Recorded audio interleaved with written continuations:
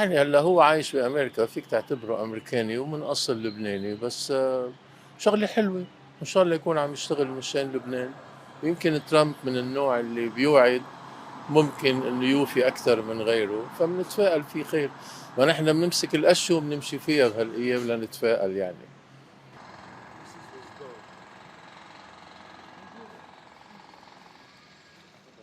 خي وقف إطلاق النار شغلة إقليمية وعالمية، وبالتالي مسعد بولس أو غيره ما دام في زر بينكبس والقوى العالمية بتتفق على هالشيء هيدا بيمشي الحال.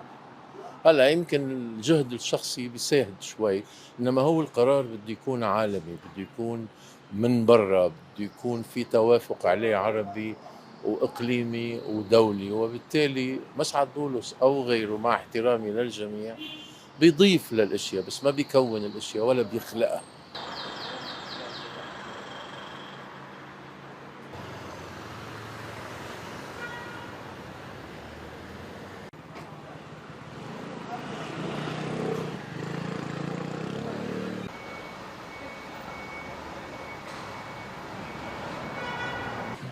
بعتقد انه هذا الشيء هيكون يعني ما له اي علاقه بهذا الموضوع، لانه سياسه امريكا هي سياسه واحده ما بتتغير. يعني ما دخل الموضوع اذا كان لبناني او مش لبناني. عاده سياسه الدول بتكون مرتبطه بشيء على المدى البعيد. فموضوع انه يكون لبناني او غير لبناني ما له اي علاقه بتغيير اي سياسه معينه يعني يفكروا فيها اللبنانيين.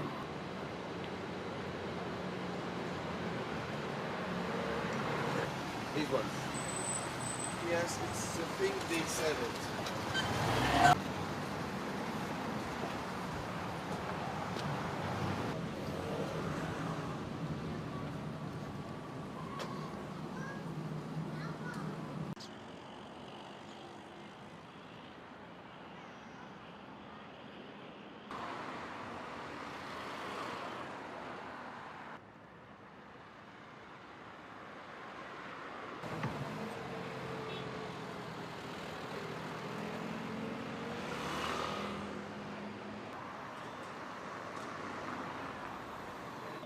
يعني هلا هو عايش بأمريكا، فيك تعتبره أمريكاني ومن أصل لبناني، بس شغلة حلوة.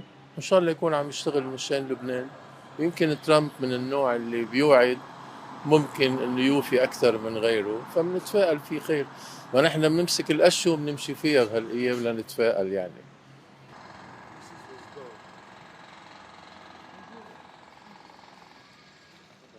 خي وقف إطلاق النار شغلة إقليمية وعالمية، وبالتالي مسعد بولس أو غيره ما دام في زر بينكبس والقوى العالمية بتتفق على هالشيء هيدا بيمشي الحال. هلا يمكن الجهد الشخصي بيساعد شوي، انما هو القرار بده يكون عالمي، بده يكون من برا، بده يكون في توافق عليه عربي واقليمي ودولي. وبالتالي مسعد بولس او غيره مع احترامي للجميع بيضيف للاشياء بس ما بيكون الاشياء ولا بيخلقها.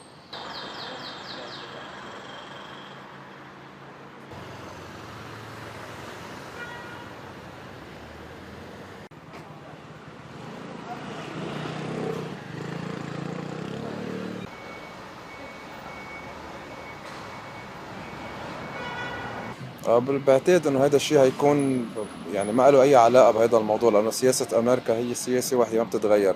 يعني ما دخل الموضوع اذا كان لبناني او مش لبناني.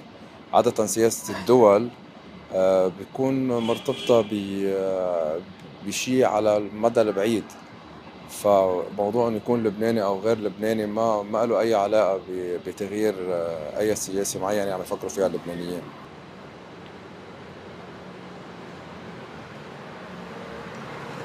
These ones. Yes, it's the thing they said it.